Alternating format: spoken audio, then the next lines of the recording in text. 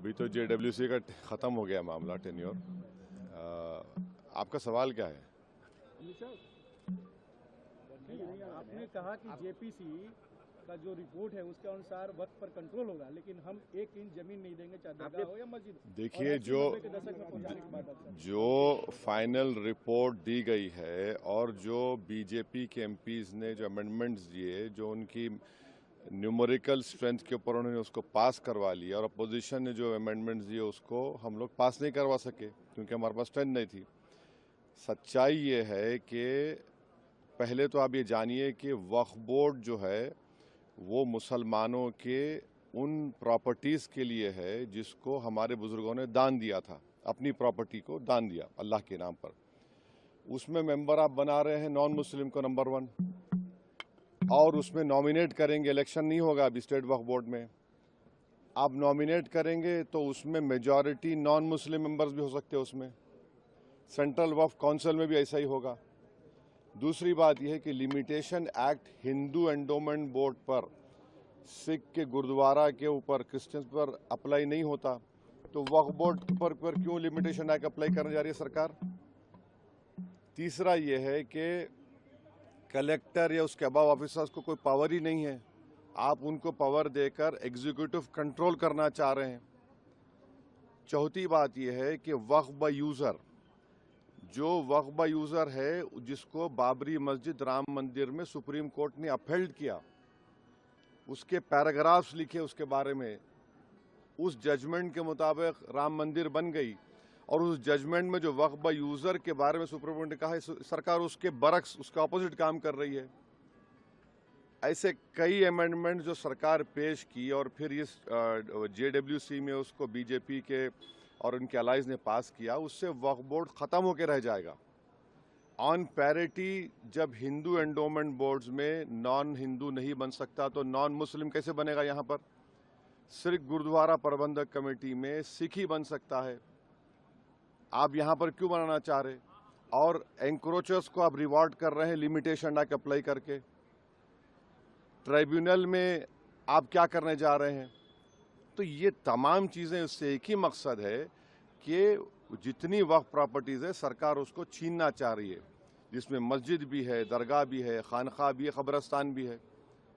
अब ये एक अमेंडमेंट जो इन्होंने अपनी स्ट्रेंथ पर पास करवा लिया, इस फाइनल रिपोर्ट में आप देखिए क्या कहते हैं, वक्फ बाय यूज़र में अगर वो डिस्प्यूटेड प्रॉपर्टी होगी या गवर्नमेंट प्रॉपर्टी होगी तो वक्फ बाय यूज़र नहीं होगा। मैं आपको एक एग्जांपल दे रहा हूँ, सच्चर कमेटी जाकर पढ़िए, जिसमें सच्चर कमेटी ने कहा कि दिल्ली में 123 ऐसे प्रॉपर्टीज है जो सरकार के कब्जे में है।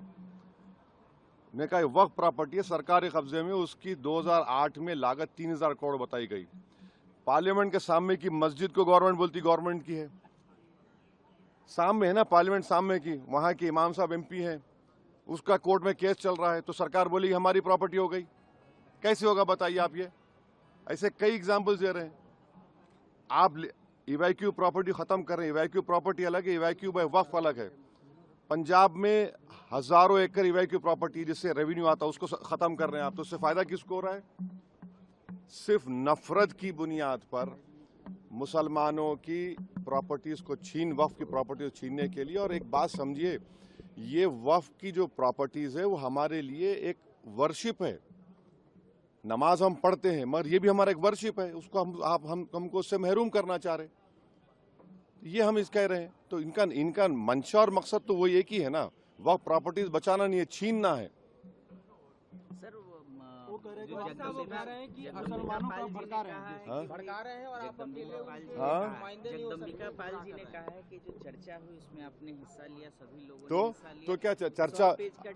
अरे चर्चा, इतना गलत काम जगदम्बिका पाल ने किया जैसे चेयरमैन, वो उनमें इतना पार्लियामेंट्री उनको रूल्स मालूम होना चाहिए। अगर मेरी रिपोर्ट दी गई थी उसके 9 पेजेस को और मुख्तलिफ 8 से 10 पैराग्राफ्स को उन्होंने ब्लैक कर दिया।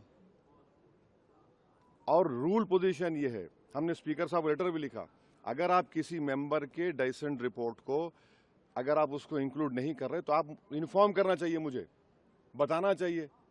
अब मिसाल के तौर पर ड्राफ्ट रिपोर्ट में पढ़िए, आप लिखा गया कि वो रेकमेंड कर रहे हैं रिपोर्ट में कि ट्राइबल लैंड को वक्फ डिक्लेयर करना नहीं चाहिए।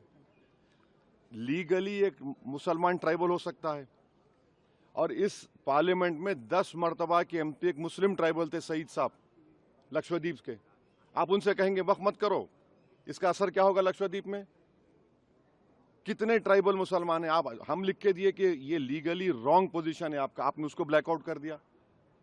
कई चीजें हम जो लिखी फैक्चुअल जो है उसको उसने ब्लैकआउट कर दिया, और इन्फॉर्म तक नहीं किया हमको। ऐसे कई अपोजिशन मेंबर्स की रिपोर्ट को बैकआउट कर दिया उन्होंने। तो ये मनमानी क्यों उन्होंने उसमें? ना तो देखिए 391 का रूल है, डायरेक्शन 91 भी मानते हैं, मगर आपको तो रीजन बताना चाहिए। फैक्चुअल को आप चीजों को आप उसको ब्लैक कर देते हैं। आपका डिसाइड नोट कितना पेज का था? डिसेंट नोट तो हमारा बहुत लंबा था, जिसमें से कई फैक्चुअल जो चीजें थी, इसको चेयरमैन साहब ने अपने पावर्स का very narrow and parochial interpretation लेके ब्लैकआउट कर दिया उसको। फिर हम लेटर लिखे स्पीकर साहब को, अपील किया उनको डायरेक्शन 91(2) में कि सर इसको आप इंक्लूड करिए, इसमें देखिए आप सच्चाई है इसमें पूरा, इसमें कोई गलती नहीं है। अब स्पीकर साहब के पास है वो। साहब लेकिन कुछ तो डाइल्यूट किया गया है बिल्कुल। क्या डाइल्यूट किया गया बताइए? नहीं आप बोलिए डाइल्यूट किया गया, बताइए बोलिए। वक्फ बाय यूजर वाले हम तो आपको एग्जाम्पल दे रहे हैं ना भैया। आप कह रहे हैं डिस्प्यूट होगा गवर्नमेंट प्रॉपर्टी की, डिस्प्यूट के माने आपने लिखे उसमें? डिस्प्यूट कुछ भी हो जाएगा। अच्छा, और एक उसमें बिल में क्या है कि आप वक्फ के मुतवल्ली हैं, मैं जाकर कलेक्टर को बोलता हूं कि भाई ये इनकी प्रॉपर्टी वक्फ की नहीं है, और कलेक्टर जब इंक्वायरी ऑर्डर कर देगा तो जब तक वो वक्फ की प्रॉपर्टी नहीं रहेगी ना उसमें टाइम पीरियड है। अब कलेक्टर इंक्वायरी लेगा, मेरी वक्फ प्रॉपर्टी खत्म हो गई, इंक्वायरी का टाइम लिमिट नहीं है। और कलेक्टर कौन होता है? कलेक्टर गवर्नमेंट अपॉइंट करती नहीं करती, तो ये सेपरेशन ऑफ पावर्स का वायलेशन भी है। कहां से होगा बताइए? यही तो हम बता रहे हैं भाई, ऑन पैरिटी आप इसको क्यों? देखिए ना, हिंदू एंडोमेंट बोर्ड्स में, सिखों के गुरुद्वारा में, क्रिश्चियंस में, ये सब चीजें हैं क्या? आप वहां करने वाले हैं क्या? अच्छा, वक्फ फंड आता था 7%, उसको आपने कम कर दिया 5%, और अमेंडमेंट क्या किया? What ever the number government sacrifice है और कम हो जाएगा। अब कैसे चलेगा वक्फ बोर्ड फिर? इसके बाद भी अगर ये सरकार तो इसके बिल बाद लाने का प्लान करिए, अगर बिल आएगा तो फिर आप लोग क्या करेंगे? बिल आएगा तो हम जो करना है करेंगे, क्या बात है। सर पाल साहब कह रहे हैं और जो एनडीए के अलाइज हैं उनको सोचना चाहिए। हमेशा पॉलिटिकल एनिमो नहीं होता ना। सर आप मुसलमानों को भड़का रहे हैं, ये जगदम्बिका पाल कह रहे हैं, क्योंकि आप मेंबर थे जेपीसी के। आपने डिसेंट जेपीसी नहीं है वो, ज्वाइंट वर्किंग कमेटी है, उनको इतना तक नहीं मालूम।